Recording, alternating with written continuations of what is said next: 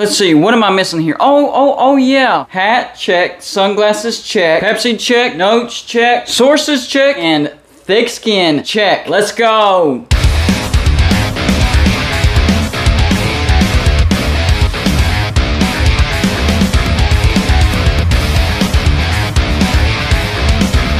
Welcome back to Going Unbloated, everybody, and all we do here is college football. So if you're a college football fan, go ahead and hit the like and subscribe button. And as always, feel free to send gear to represent you and your team. Look around. That's what my background is made of. So if you want to be a permanent part of Going Unbloated and my background, send gear to represent yourself and your team to P.O. Box 360, Liberty, South Carolina 29657. Yeah.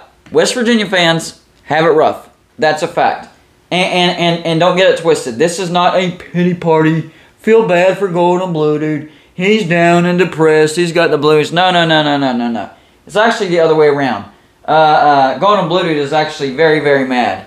And this is not just now. Just my lifetime as being a West Virginia fan it hasn't been pleasant at times. There's been stretches of greatness.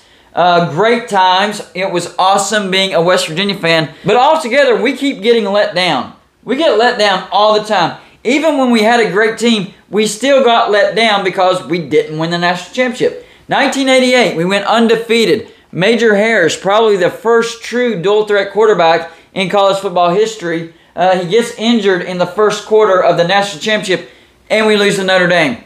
A big what if. What if Major Harris hadn't gotten injured in the first quarter? Would West Virginia have at least one national championship? I think so. We might be one injury away from having a national championship. But, of course, it'll happen to West Virginia. If it can happen to anybody, it will happen to West Virginia. Fast forward to 1993.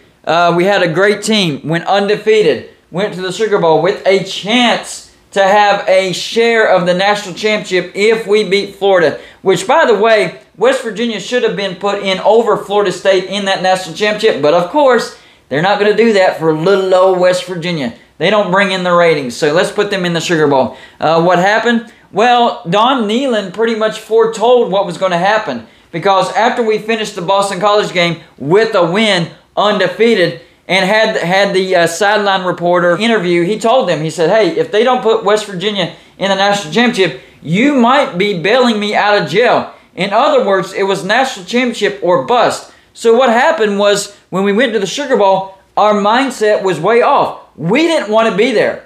West Virginia did not want to be in that Sugar Bowl. We thought we should have been to the national championship, and I still think so to this day.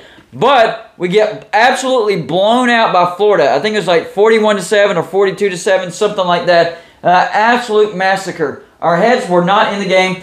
We did start off the game with a long touchdown pass by Jake Kelchner, but after that, it was all Florida. So our hearts, once again, ripped out. But our heads were not in that game, and Don Nehlen pretty much foretold what was going to happen in that game because West Virginia was not placed in the national championship.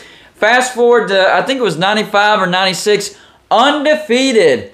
And Miami comes to town, highly rated undefeated. And the biggest thing to look out for is Miami likes to block punts. They love to block punts, especially with this one player. And I can't think of his name right off the top of my head, but he was a significant player. And West Virginia had the lead. It was right around, it was less than a minute left to go in the entire game. Less than a minute. And we had to punt. West Virginia had the lead, okay? West Virginia had the lead. Remember that. We had the lead. I think it was 10-7 or something like that. What happens? Miami blocks the punt. We were punting from our own end zone. And Miami blocks the punt and recovers it for a touchdown. Of course, Miami wins the game. And our season kind of fell apart after that. So, I mean, we knew that one of their specialties was blocking the punt, and there was a specific player, and we didn't block him. He came unblocked, and of course, did what he was supposed to do. He blocked the punt. So another situation where, what if? Big what if. Fast forward into the early 2000s, under the Rich Rod era. 2006. We have one loss to Virginia Tech. We beat Georgia in the Sugar Bowl. First major bowl win in school history. BCS bowl win. Flying high. West Virginia flying high. Wow. We might have something cooking up here in Morgantown. Fast forward to 2007, we did drop the ball against USF, but because of the crazy 2007 season, we found ourselves the #2 ranked team in the nation.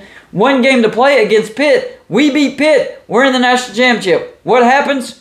13-9 happens. Pat McAfee missed a couple of field goals, and he never missed. But in this particular game, he missed a couple of field goals that would have won us the game, to be honest with you. But on top of that, Pat White had an injured finger on his throwing end, and it affected his throwing motion, so that didn't help a lot. And then on top of that, our offense just couldn't score. Couldn't score at all. Couldn't score at all. And of course, we lose to Pitt 13-9.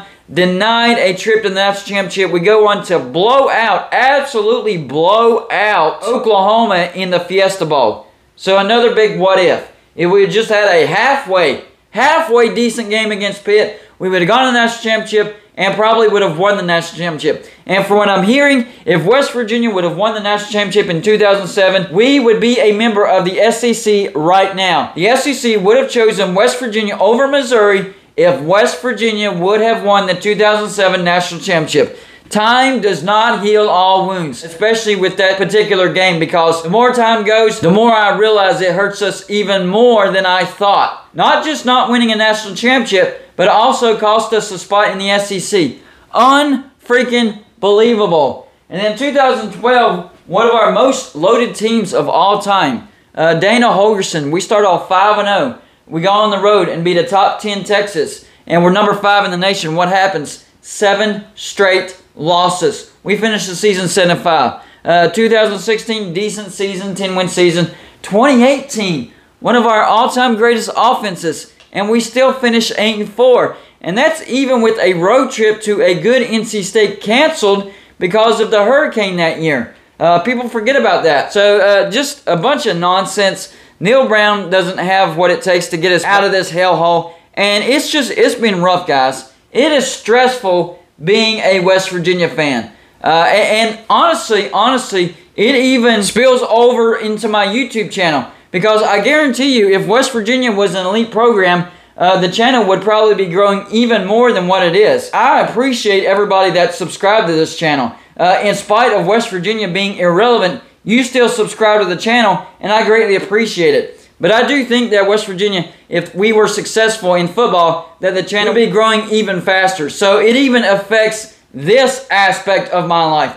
And that's why it's rough being a West Virginia fan. It affects every area of your life. Remember, West Virginia does not have a professional football team. So West Virginia fans live and die by West Virginia football. But I will say this, the YouTube channel thing, it's given me an outlet, so I'm not as down and depressed whenever West Virginia doesn't have a good year. So thank you guys for allowing this to be a successful YouTube channel and allowing me to vent to you guys to make it just a little bit easier to be a West Virginia fan. Y'all let me know in the comments section, do you think there's any hope whatsoever that West Virginia ever wins the national championship? If so, give me a percentage. I don't care if your percentage is a troll percentage, like 0.5% or 0.025%. I don't care.